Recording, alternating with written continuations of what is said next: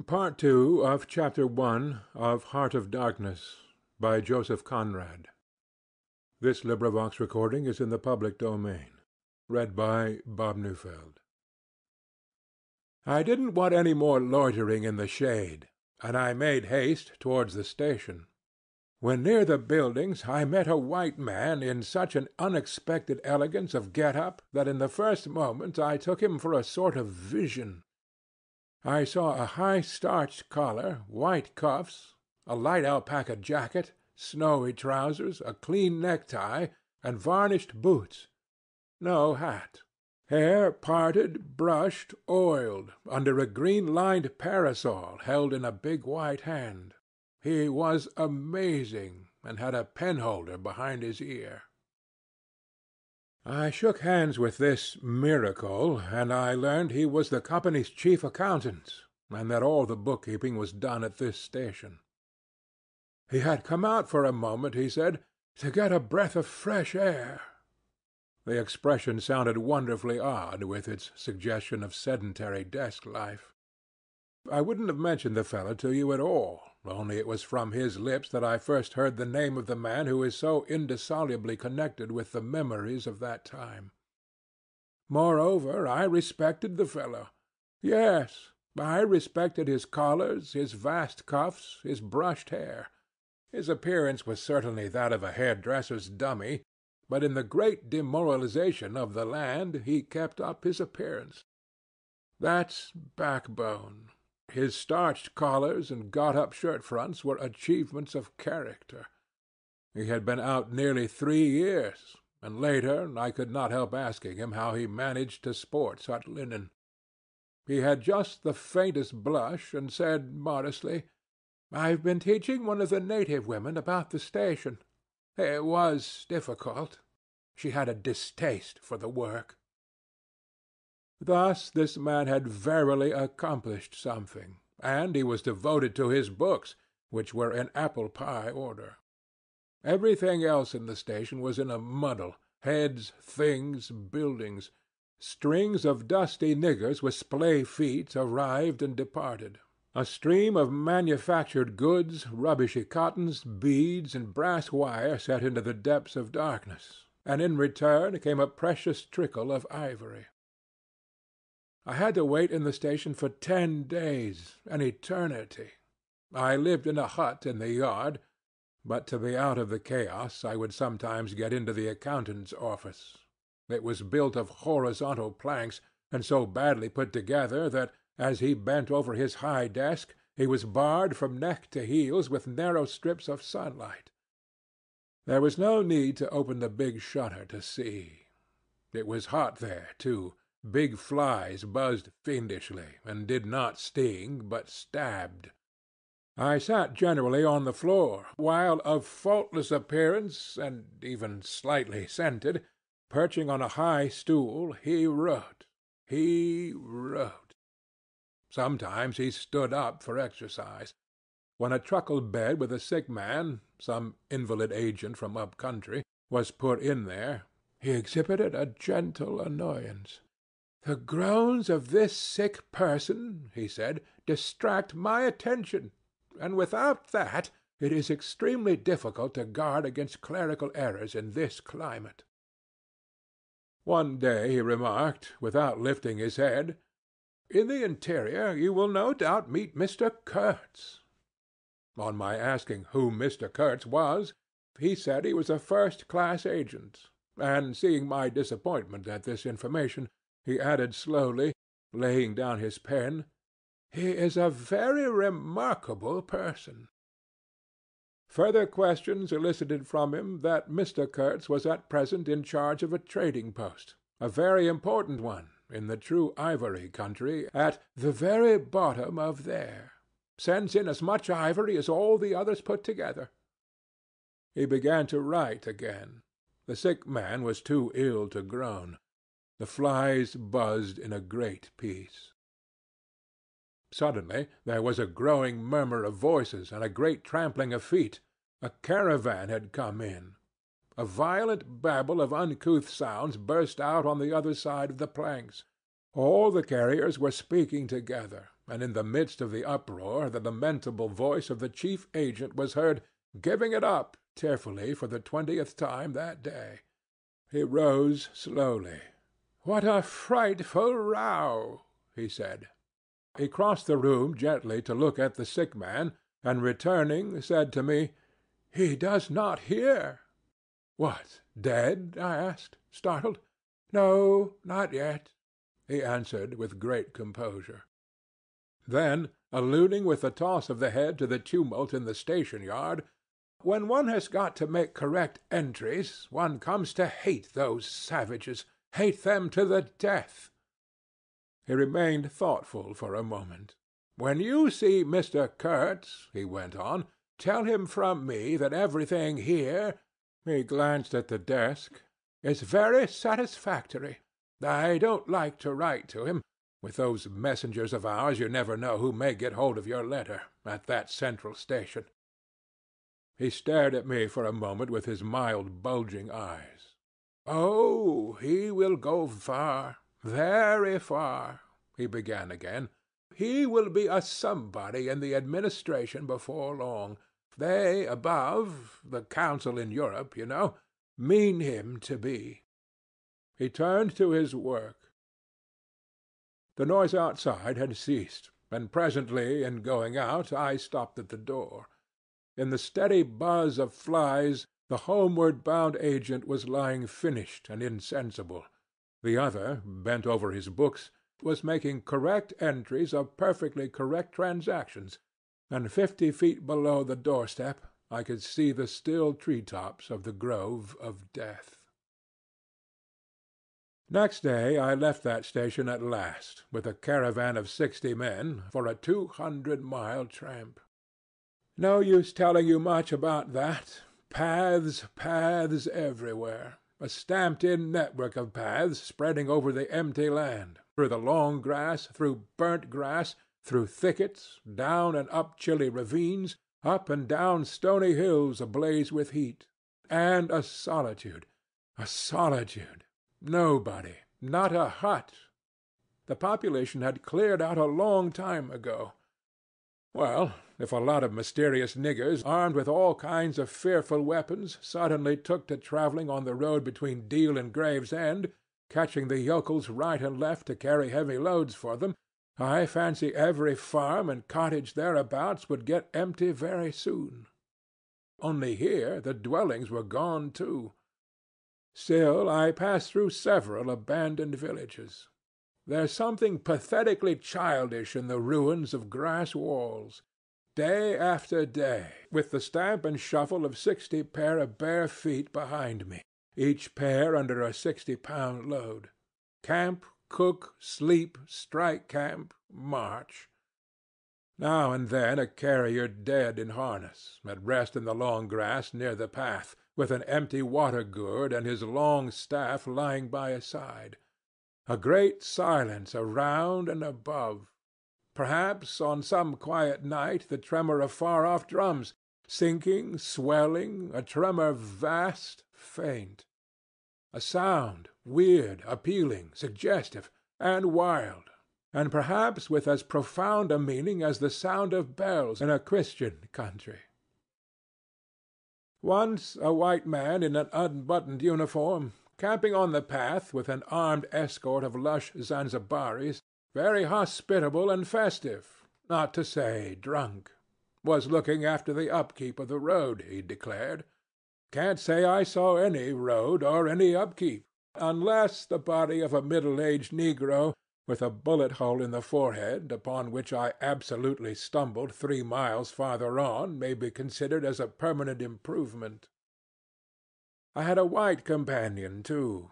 Not a bad chap, but rather too fleshy, and with the exasperating habit of fainting on the hot hillsides, miles away from the least bit of shade and water. Annoying, you know, to hold your own coat like a parasol over a man's head while he's coming to. I couldn't help asking him once what he meant by coming there at all. "To make money, of course. What do you think?" he said scornfully. Then he got fever, and had to be carried in a hammock slung under a pole. As he weighed 16 stone, I had no end of rows with the carriers.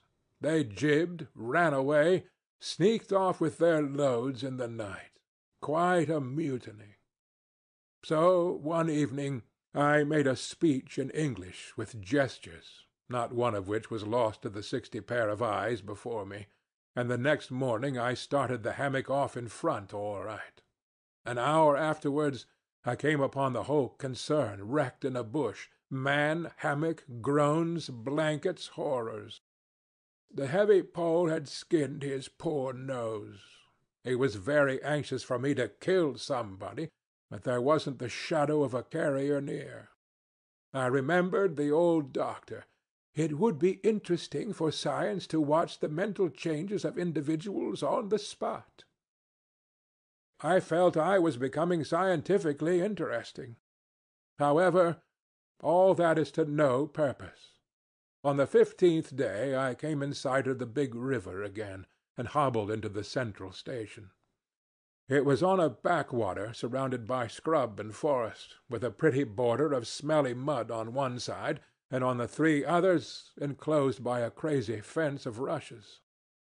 A neglected gap was all the gate it had, and the first glance at the place was enough to let you see the flabby devil was running that show. White men with long staves in their hands appeared languidly from amongst the buildings, strolling up to take a look at me, and then retired out of sight somewhere.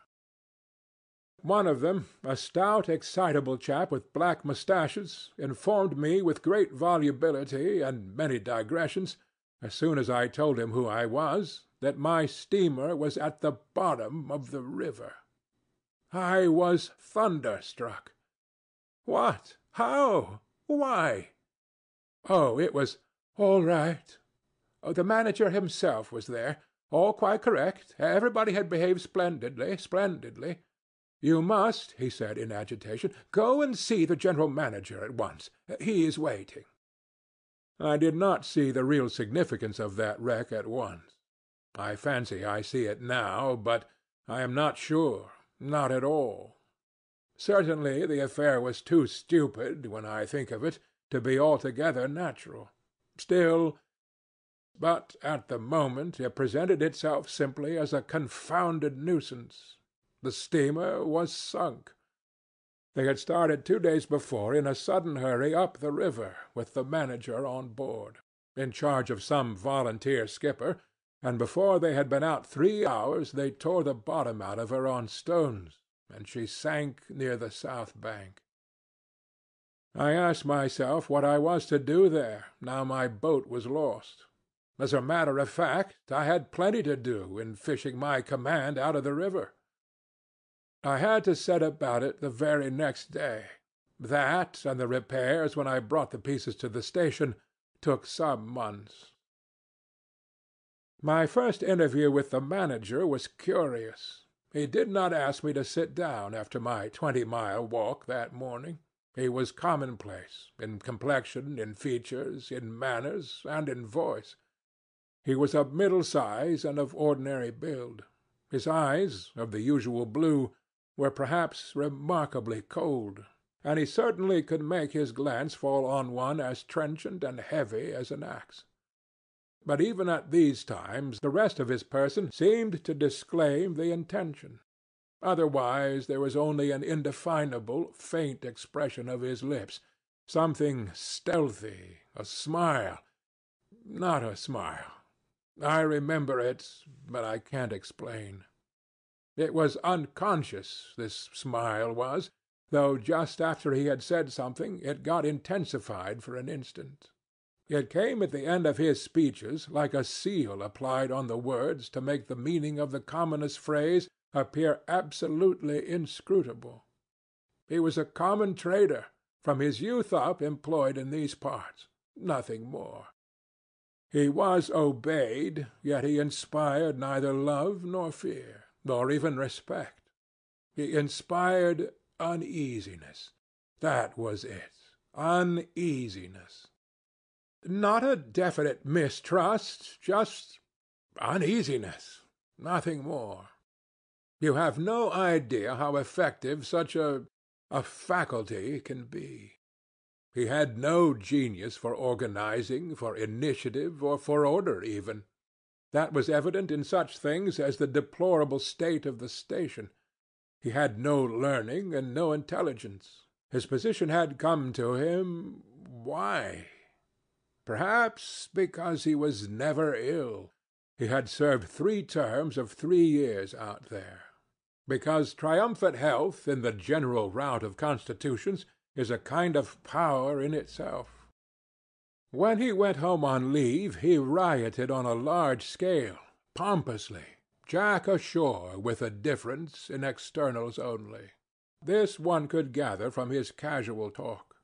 He originated nothing. He could keep the routine going, that's all. But he was great. He was great by this little thing, that it was impossible to tell what could control such a man. He never gave that secret away. Perhaps there was nothing within him. Such a suspicion made one pause, for out there were no external checks. Once, when various tropical diseases had laid low almost every agent in the station, he was heard to say, "Men who come out here should have no entrails." He sealed the utterance with that smile of his, as though it had been a door opening into a darkness he had in his keeping. You fancied you had seen things, but the seal was on. When annoyed at mealtimes by the constant quarrels of the white men about precedence, he ordered an immense round table to be made, for which a special house had to be built. This was the station's mess-room. Where he sat was the first place. The rest were nowhere. One felt this to be his unalterable conviction. He was neither civil nor uncivil. He was quiet. He allowed his boy, an overfed young negro from the coast, to treat the white men under his very eyes with provoking insolence. He began to speak as soon as he saw me. I had been very long on the road. He could not wait, had to start without me. The up-river stations had to be relieved. There had been so many delays already that he did not know who was dead and who was alive, and how they got on, and so on and so on. He paid no attention to my explanations, and playing with a stick of sealing-wax, repeated several times that the situation was very grave, very grave. There were rumors that a very important station was in jeopardy, and its chief, Mr. Kurtz, was ill. Hoped it was not true. Mr. Kurtz was— I felt weary and irritable. Hang Kurtz, I thought. I interrupted him by saying I had heard of Mr. Kurtz on the coast. "Ah, so they talk of him down there," he murmured to himself. Then he began again, assuring me Mr. Kurtz was the best agent he had, an exceptional man, of the greatest importance to the company. Therefore I could understand his anxiety. He was, he said, very, very uneasy. Certainly he fidgeted on his chair a good deal, exclaimed, "Ah, Mr. Kurtz," broke the stick of sealing-wax, and seemed dumbfounded by the accident. Next thing he wanted to know how long it would take to— I interrupted him again. Being hungry, you know, and kept on my feet, too.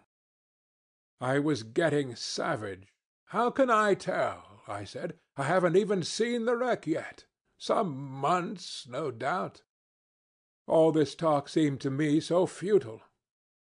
"Some months," he said. "Well, let us say 3 months before we can make a start. Yes, that ought to do the affair." I flung out of his hut. He lived all alone in a clay hut with a sort of veranda, muttering to myself my opinion of him. He was a chattering idiot. Afterwards I took it back, when it was borne in upon me, startlingly, with what extreme nicety he had estimated the time requisite for the affair. I went to work the next day, turning, so to speak, my back on that station. In that way only, it seemed to me, I could keep my hold on the redeeming facts of life.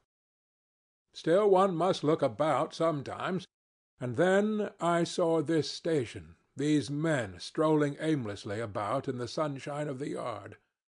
I asked myself sometimes what it all meant. They wandered here and there with their absurd long staves in their hands, like a lot of faithless pilgrims bewitched inside a rotten fence. The word ivory rang in the air, was whispered, was sighed. You would think they were praying to it. A taint of imbecile rapacity blew through it all, like a whiff from some corpse. By Jove, I've never seen anything so unreal in my life. And outside, the silent wilderness surrounding this cleared speck on the earth struck me as something great and invincible, like evil or truth, waiting patiently for the passing away of this fantastic invasion. Oh, these months! Well, never mind. Various things happened. One evening a grass shed full of calico, cotton prints, bees, and I don't know what else, burst into a blaze so suddenly that you would have thought the earth had opened to let an avenging fire consume all that trash.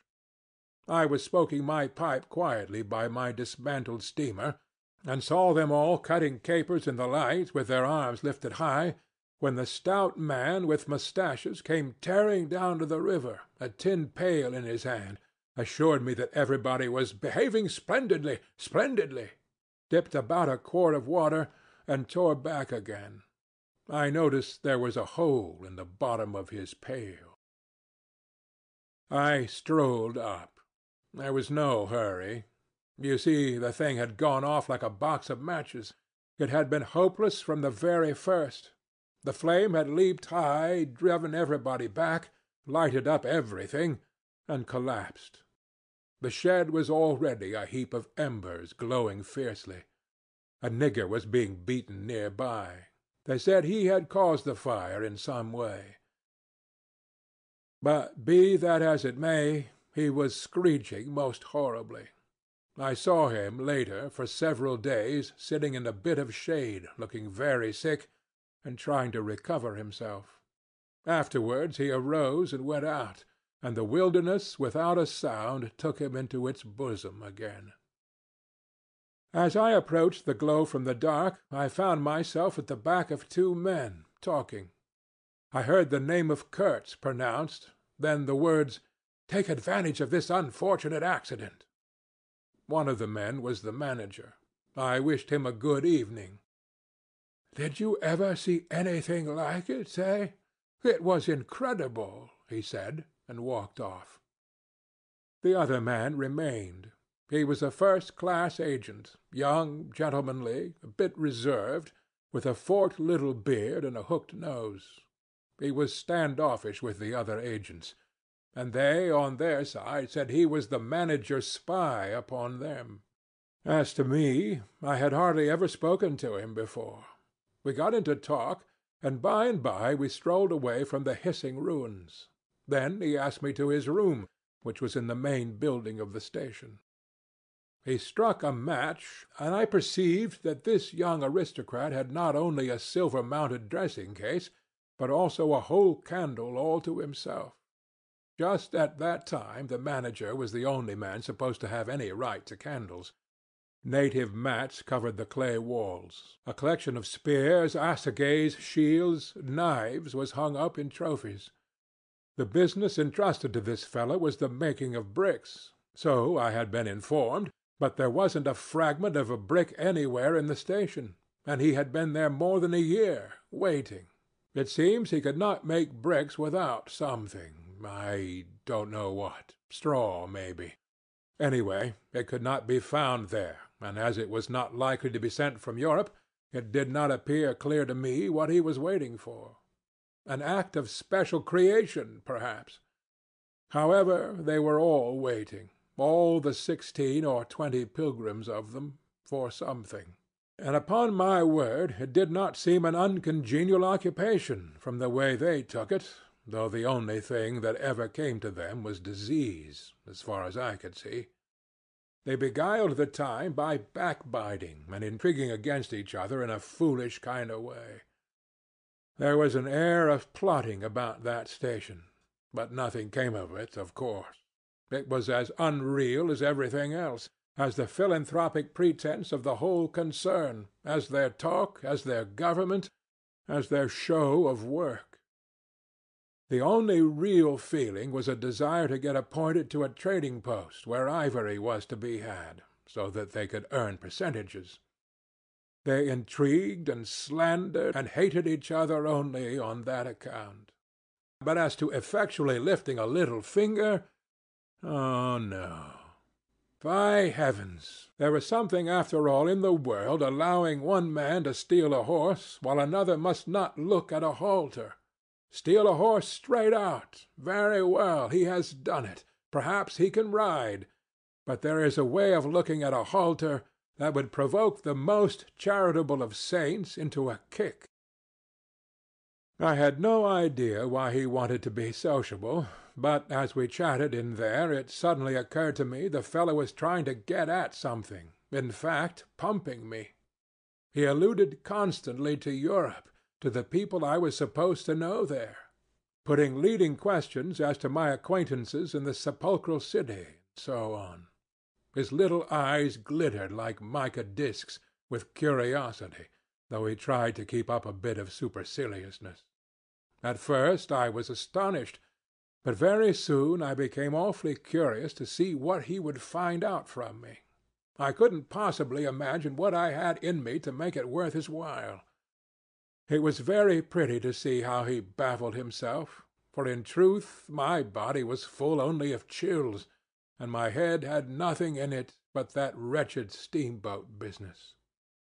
It was evident he took me for a perfectly shameless prevaricator. At last he got angry, and to conceal a moment of furious annoyance, he yawned. I rose. Then I noticed a small sketch in oils on a panel, representing a woman draped and blindfolded, carrying a lighted torch. The background was sombre, almost black. The movement of the woman was stately, and the effect of the torchlight on the face was sinister. It arrested me, and he stood by civilly, holding an empty half-pint champagne bottle, medical comforts, with the candle stuck in it. To my question he said Mr. Kurtz had painted this, in this very station, more than a year ago, while waiting for means to go to his trading post. "Tell me, pray," said I, "who is this Mr. Kurtz?" "The chief of the inner station," he answered in a short tone, looking away. "Much obliged," I said, laughing. "And you are the brickmaker of the central station. Every one knows that." He was silent for a while. "He is a prodigy," he said at last. "He is an emissary of pity and science and progress, and devil knows what else. We want," he began to declaim suddenly, "for the guidance of the cause entrusted to us by Europe, so to speak, higher intelligence, wide sympathies, a singleness of purpose." "Who says that?" I asked. "Lots of them," he replied. "Some even write that. And so he comes here, a special being, as you ought to know." "Why ought I to know?" I interrupted, really surprised. He paid no attention. "Yes, to-day he is chief of the best station. Next year he will be assistant manager. 2 years more, and— But I dare say you know what he will be in 2 years' time. You are of the new gang, the gang of virtue. The same people who sent him specially also recommended you. Oh, don't say no. I've mine own eyes to trust." Light dawned upon me. My dear aunt's influential acquaintances were producing an unexpected effect upon that young man. I nearly burst into a laugh. "Do you read the company's confidential correspondence?" I asked. He hadn't a word to say. It was great fun. "When Mr. Kurtz," I continued severely, "is general manager, you won't have the opportunity." He blew the candle out suddenly, and we went outside. The moon had risen. Black figures strolled about listlessly, pouring water on the glow, whence proceeded a sound of hissing. Steam ascended in the moonlight. The beaten nigger groaned somewhere. "What a row the brute makes!" said the indefatigable man with the moustaches, appearing near us. "Serve him right. Transgression, punishment, bang. Pitiless, pitiless. That's the only way. This will prevent all conflagrations for the future. I was just telling the manager—" He noticed my companion and became crestfallen all at once. "Not in bed yet," he said, with a kind of servile heartiness. "It's so natural. Ah! Danger! Agitation!" He vanished. I went on to the riverside, and the other followed me. I heard a scathing murmur at my ear. "Heap of muffs. Go to." The pilgrims could be seen in knots gesticulating, discussing. Several had still their staves in their hands. I verily believe they took these sticks to bed with them. Beyond the fence the forest stood up spectrally in the moonlight, and through that dim stir, through the faint sounds of that lamentable courtyard, the silence of the land went home to one's very heart, its mystery, its greatness, the amazing reality of its concealed life. The hurt nigger moaned feebly somewhere near by, and then fetched a deep sigh that made me mend my pace away from there. I felt a hand introducing itself under my arm. "My dear sir," said the fellow, "I don't want to be misunderstood, and especially by you, who will see Mr. Kurtz long before I can have that pleasure. I wouldn't like him to get a false idea of my disposition." I let him run on, this papier-mâché Mephistopheles, and it seemed to me that if I tried I could poke my forefinger through him, and would find nothing inside but a little loose dirt, maybe. He, don't you see, had been planning to be the assistant manager by and by under the present man, and I could see that the coming of that Kurtz had upset them both not a little. He talked precipitately, and I did not try to stop him. I had my shoulders against the wreck of my steamer, hauled up on the slope like a carcass of some big river animal. The smell of mud, of primeval mud, by Jove, was in my nostrils. The high stillness of primeval forest was before my eyes. There were shiny patches on the Black Creek. The moon had spread over everything a thin layer of silver, over the rank grass, over the mud, over the wall of matted vegetation standing higher than the wall of a temple. Over the great river I could see through a sombre gap, glittering, glittering, as it flowed broadly by without a murmur. All this was great, expectant, mute, while the man jabbered about himself. I wondered whether the stillness on the face of the immensity looking at us two were meant as an appeal or as a menace. What were we who had strayed in there? Could we handle that dumb thing, or would it handle us? I felt how big, how confoundedly big, was that thing that couldn't talk, and perhaps was deaf as well. What was in there? I could see a little ivory coming out from there, and I had heard Mr. Kurtz was in there. I had heard enough about it, too, God knows, yet somehow it didn't bring any image with it, no more than if I had been told an angel or a fiend was in there. I believed it in the same way one of you might believe there are inhabitants in the planet Mars. I knew once a Scotch sailmaker who was certain, dead sure, there were people in Mars. If you asked him for some idea how they looked and behaved, he would get shy and mutter something about walking on all fours. If you as much as smiled, he would, though a man of 60, offer to fight you. I would not have gone so far as to fight for Kurtz, but I went for him near enough to a lie. You know I hate, detest, and can't bear a lie, not because I am straighter than the rest of us, but simply because it appalls me. There is a taint of death, a flavor of mortality in lies, which is exactly what I hate and detest in the world, what I want to forget. It makes me miserable and sick, like biting something rotten would do. Temperament, I suppose. Well, I went near enough to it by letting the young fool there believe anything he liked to imagine as to my influence in Europe. I became in an instant as much of a pretence as the rest of the bewitched pilgrims. This simply because I had a notion it would somehow be of help to that Kurtz whom at that time I did not see, you understand. He was just a word for me. I did not see the man in the name any more than you do. Do you see him? Do you see the story? Do you see anything? It seems to me I am trying to tell you a dream, making a vain attempt, because no relation of a dream can convey the dream sensation, that commingling of absurdity, surprise, and bewilderment in a tremor of struggling revolt, that notion of being captured by the incredible, which is of the very essence of dreams. He was silent for a while.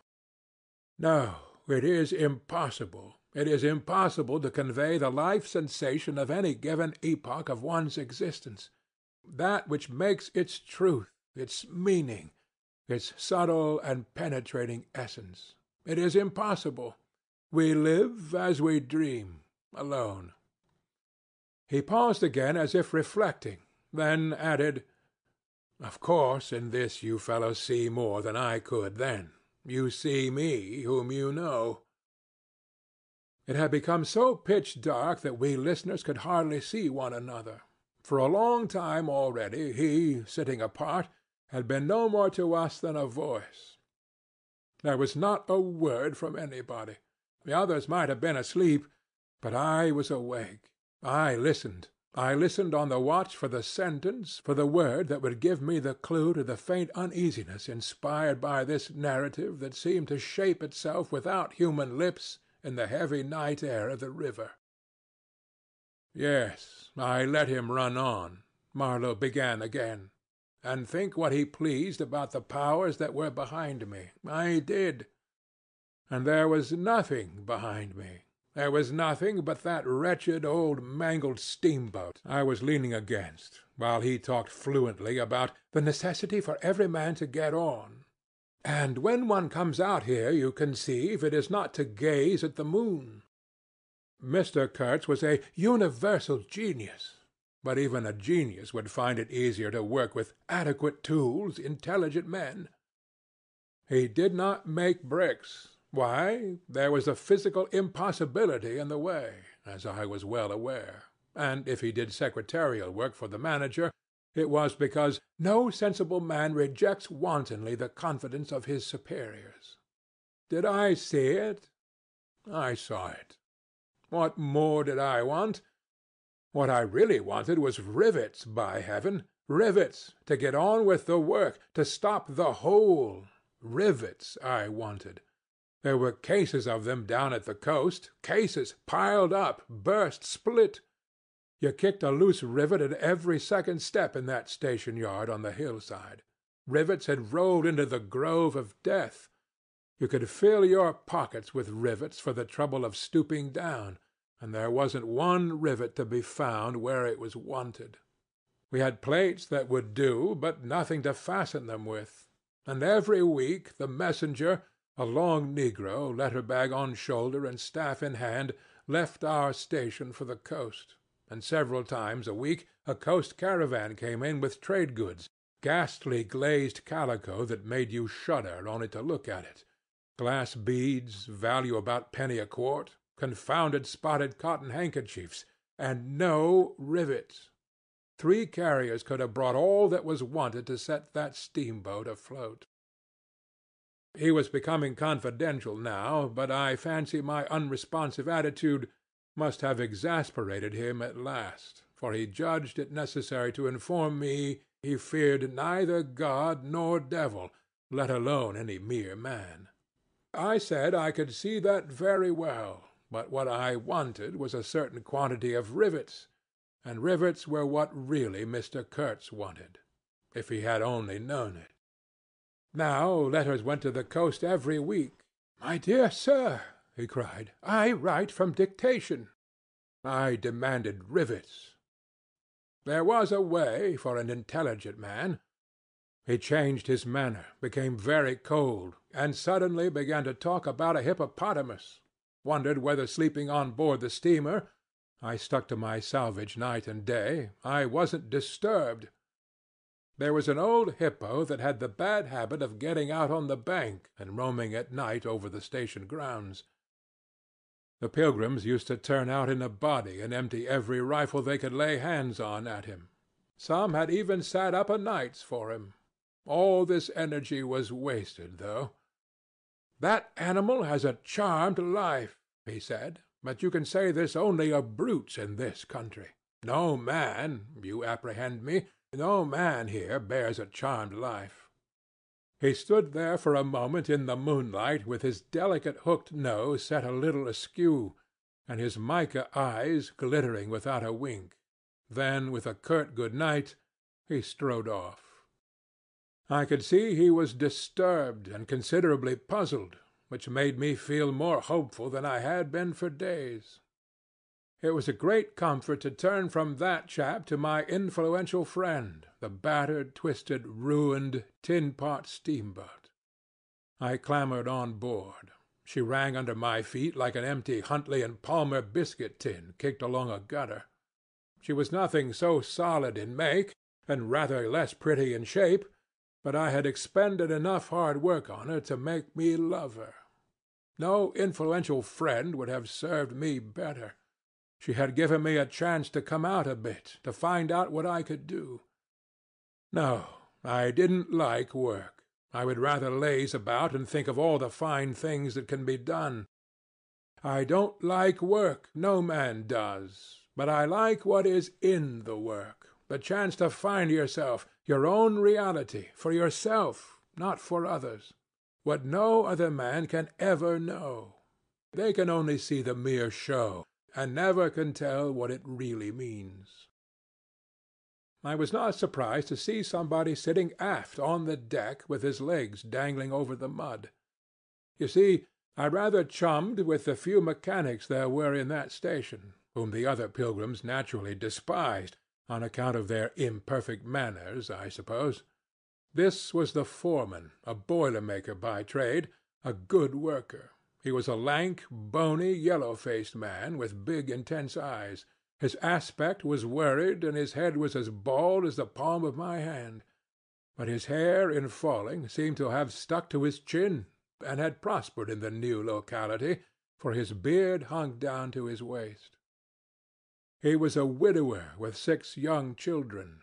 He had left them in charge of a sister of his to come out there, and the passion of his life was pigeon-flying. He was an enthusiast and a connoisseur. He would rave about pigeons. After work hours he used sometimes to come over from his hut for a little talk about his children and his pigeons. At work, when he had to crawl in the mud under the bottom of the steamboat, he would tie up that beard of his in a kind of white serviette he brought for the purpose. It had loops to go over his ears.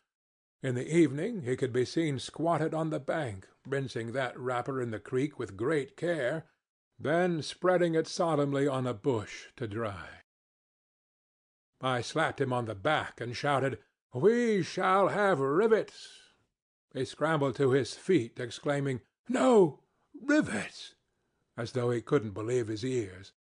Then, in a low voice, "You, eh?" I don't know why we behaved like lunatics. I put my finger to the side of my nose and nodded mysteriously. "Good for you!" he cried, snapped his fingers above his head, lifting one foot. I tried a jig. We capered on the iron deck. A frightful clatter came out of that hulk, and the virgin forest on the other bank of the creek sent it back in a thundering roll upon the sleeping station. It must have made some of the pilgrims sit up in their hovels. A dark figure obscured the lighted doorway of the manager's hut, vanished, then, a second or so after, the doorway itself vanished too. We stopped, and the silence driven away by the stamping of our feet flowed back again from the recesses of the land. The great wall of vegetation, an exuberant and entangled mass of trunks, branches, leaves, boughs, festoons, motionless in the moonlight, was like a rioting invasion of soundless life, a rolling wave of plants, piled up, crested, ready to topple over the creek, to sweep every little man of us out of his little existence. And it moved not.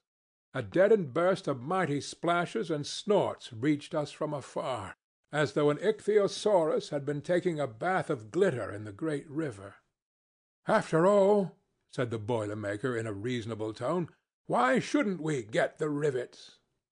Why not, indeed? I did not know of any reason why we shouldn't. "They'll come in 3 weeks," I said confidently. But they didn't. Instead of rivets there came an invasion, an infliction, a visitation. It came in sections during the next 3 weeks, each section headed by a donkey carrying a white man in new clothes and tan shoes, bowing from that elevation right and left to the impressed pilgrims.